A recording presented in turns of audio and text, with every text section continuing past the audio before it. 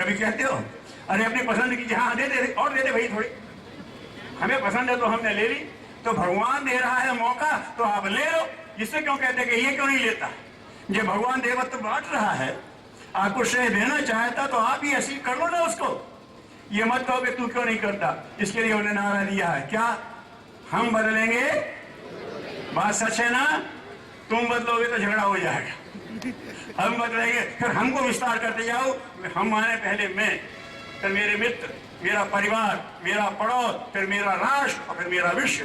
हम बदलेंगे। हाँ, युग बदल जाए, हम वहीं के वहीं रहें।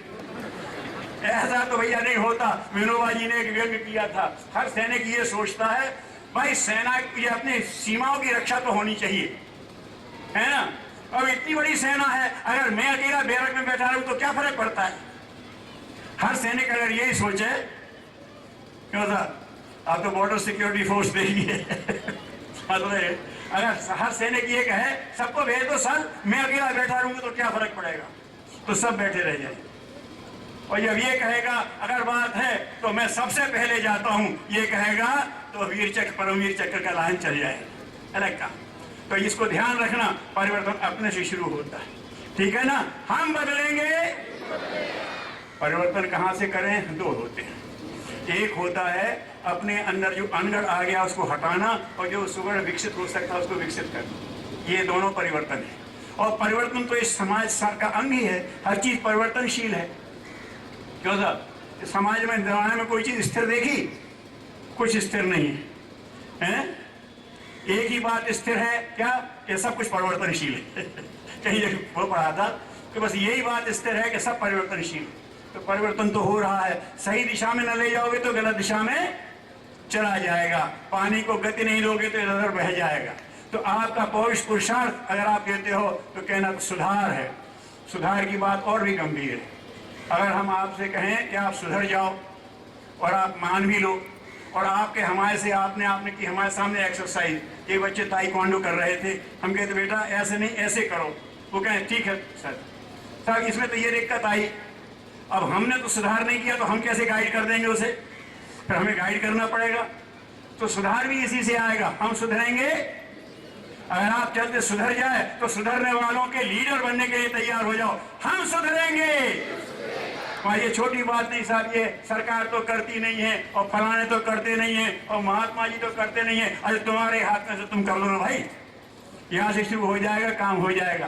तो ये मैं कह रहा था आपसे, तो ये आपसे निवेदन करता हूं कि आपका रस कहीं कम नहीं होगा अगर आप अपना अभ्यास ठीक कर लें। अगर मन की उस सिद्धि का उपयोग करें, आपका रस बना रहेगा। और आपका क्या होगा? समय की कमी नहीं पड़ेगी अगर आप अपने बुद्धि को ईश्वर निष्ठ कर लें।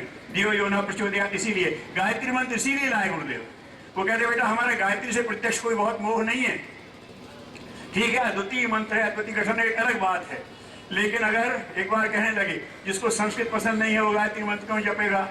तो मैंने एक नई प्रार्थना, नई गायत्री बना दी है। नई गायत्री हाँ बना दी है, बना दूंगा नहीं। क्या? उज्जवल भविष्य की प्रार्थना।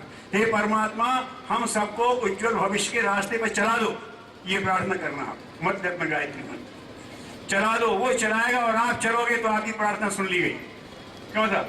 आपने कहा है भगवान चला दो और वो दिशा दे और आप चल पड़ो तो आपकी प्रार्थना और सुन ली गई, और उसकी मानोगे तो फिर कमी नहीं पड़ती, एकदम चल पड़ेगा। तो मैंने निवेदन कर रहा था कि दुर्बुद्धि से दुष्कर्म और दुष्कर्म से दुर्गति, ये सीधा फॉर्मूला है। तो अगर कैसे होगा? तो सद्बुद्धि से सत्कर्म, सत्कर्म से सदगति। तो सद्बुद्धि का अभ्यास करो, सत्कर्म होगा, सदगति हो जाएगी। इसके लिए लाए थे, सद्बुद्धि के लिए गायत्री, सत्कर्म के लिए यज्ञ। आपसे स्वाहा वाला यज्ञ मत करना, लेकिन विनोबा के भूदान जैसा यज्ञ तो कर सकते हो। साहब भूदान नहीं कर सकते हैं तो इन बच्चों जैसा समयदान यज्ञ करना।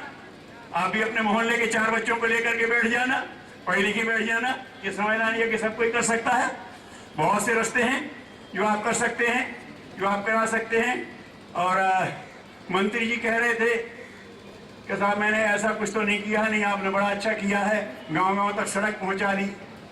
तो क्या है, स्थूल साधन पहुंचने लगेंगे।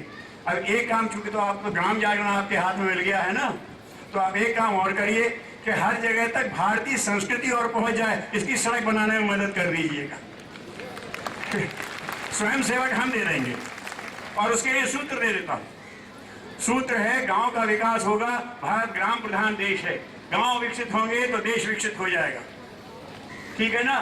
लेकिन ग्राम का क्या है, हमारे पास वो आ गए स्वदेशी वाले, वो कह लगे साहब स्वदेशी आंदोलन ही। हमने कहा आपका आंदोलन अच्छा, हम भी इसके पक्ष में, गांधी जी भी थे, आचार्य जी भी थे, लेकिन आपका नारा समझ में नहीं आता। तो क्यों? हमने कहा अगर आपने मल्टीनेशनल से ले लिया और टाटा बिरला के हाथ में दे दिया तो गांव का भले गरीब का क्या होगा? वही काम आपने बड़ी मेट लेकर के इनको दे दिया। कोई तो फिर हमारा नारा है, गुरुदेव का दिया हुआ नारा है, गांव का सांस्कृतिक आर्थिक स्वावलंबन। गांव का सांस्कृतिक आर्थिक स्वावलंबन। अगर सांस्कृतिक नहीं होगा तो जहां आर्थिक स्वावलंबन आएगा वहां वो व्यसन में पीने में फंस जाएंगे। बहुत से गांव में बहुत अच्छी कमाई है लेकिन सब दुर्व्यसनों में चली जाती है क्योंकि सांस्कृतिक नहीं है। सांस्कृतिक आर्थिक स्वावलंबन, इसके लिए प्रशिक्षण की व्यवस्था आप कर्मचारियों की कहेंगे, वहां के कार्यकर्ताओं की कहेंगे, हम करवा देंगे। हमारे कई ऐसे केंद्र चल रहे हैं और गुरुदेव की जन्म शताब्दी में 1008 आदर्श ग्राम जो व्यसन मुक्त, संस्कार युक्त, स्वच्छ, स्वस्थ, शिक्षित, स्वावलंबी, सेवाभावी गांव, ऐसा एक वो दिया हुआ है। कर रहे हैं, आपका होगा। आपके हाथ में जो है हमारे सत्संकल्प का सूत्र है, अपने समय, प्रभाव, ज्ञान, पुरुषार्थ एवं धन का एक अंश सत्प्रवृत्तियों के पुण्य प्रसार के लिए लगाएंगे। आपका प्रभाव बहुत जबरदस्त है, फिर उसके लिए समय और साधन वाले हम खड़े कर देंगे, लेकिन जरूर इस विषय में प्रयास करिएगा। और यही सब आपसे कहना है कि अगर आप कहते हैं कि भगवान के साथ साझेदार बनना है तो आप अपनी स्थिति में वही करना। इसीलिए उन्हें 3 सूत्र दिए। ज्यादा समय नहीं है आपके पास, 24 घंटे भगवान ने दिए हैं। 24 घंटे का काम 23 घंटे में कोई कहेगा तो कर लोगे ना? क्यों साहब? कोई 24 घंटे में एलोकेटेड है, किसी बस में 23 की सीट है और 24 बिठा दिए जाए तो आराम से बैठ के चले जाओगे ना? हो जाएगा। तो अब ऐसा करो कि आपका समाज में आपका 24 घंटे समय रोज है आपके पास, तो 1 घंटा जिसने दिया है उसके लिए निकाल लो। 1 घंटा समय किसके लिए? जिसने समय दिया है। ये तो समय लूटने वाले हैं बाकी सब, ठीक है, अब जाने दो, ज्यादा नहीं बचा, 1 घंटा बचा लो। यहीं से आपका व्यवहारिक अध्यात्म शुरू हो जाएगा। फिर क्या करें? उन्होंने कहा 3 दिए थे, स्वस्थ शरीर, स्वच्छ मन, सभ्य समाज। आपसे स्वस्थ इसकी बात कह रहे कि healthy body and healthy mind. क्षमा करना, शरीर से स्वस्थ हैं, दिमाग से तेज हैं, टेररिस्ट बन गए। क्यों साहब? स्मगलर सब शरीर से स्वस्थ में, दिमाग से तेज हैं, घोटालेबाज एक से एक दिमाग से तेज है। अभी तीसरी चीज छूट रही है, healthy mind and healthy body with healthy spirit, जो ये स्पिरिचुअल की बात कह रहे थे। सही स्पिरिट, सही भावना, वो आप साथ में जगाओ। तो क्या करें? 1 घंटा निकालो। आप 1 घंटा समय निकालो और 20-20 मिनट निकाल लो। 20 मिनट स्वस्थ शरीर के लिए, 20 मिनट स्वच्छ मन के